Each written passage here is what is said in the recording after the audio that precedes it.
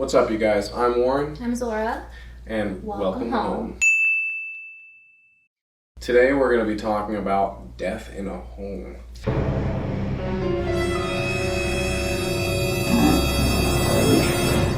Death in a house can be a deal breaker for prospective buyers. Homes that have been the site of a death are said to have what's called psychological damage.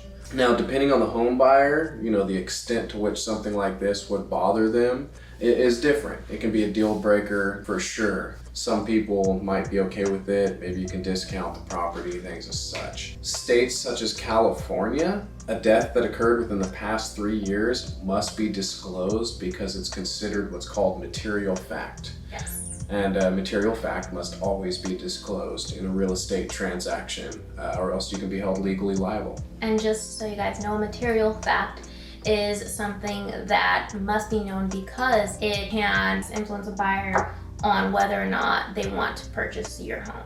So not all states require this disclosure, but California, where we're at, does. Check with the state, ask real estate attorney. Don't consider this as legal advice for you. Your local realtor. Yeah, ask your local realtor. We're just trying to help you along the way, give you what we know.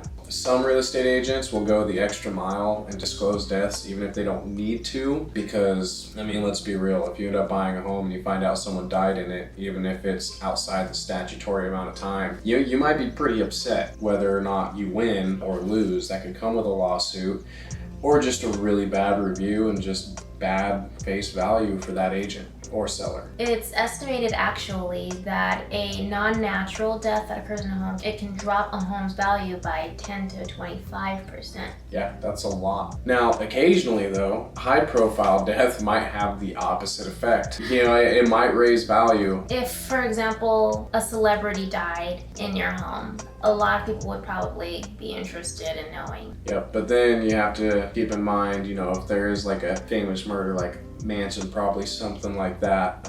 I don't remember a specific. I read an article including a specific, and actually what the people were talking about was they bought the home and tourists would stop by and harass and knock on the door and take photos and things like that. And these people are just trying to live their day to day. But because it's a touristy location, when they went to sell it, guess what? They could up the price. And that's when a great agent comes in handy, because the agent will know that and they'll be like, hey, maybe an investor would like this property, and an investor would swoop in and purchase it and maybe make an Airbnb out of it or make it a tourist attraction. So there's all kinds of really cool things that you can do with real estate, and the right agent will find the right buyer, always.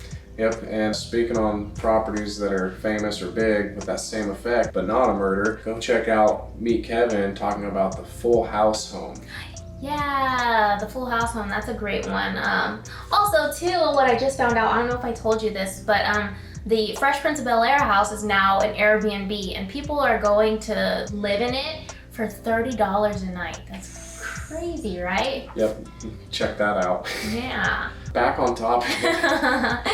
Ultimately, the impact comes down to the buyer and the use of the home that the buyer is going to be using it for. And that's about it. If this was helpful, please comment below. Hit that like button. Anything you have to say to us, we would love to respond to it. We thank you for your time, and it was fun. Thanks. I'm Warren. And I'm Zora. And now you know.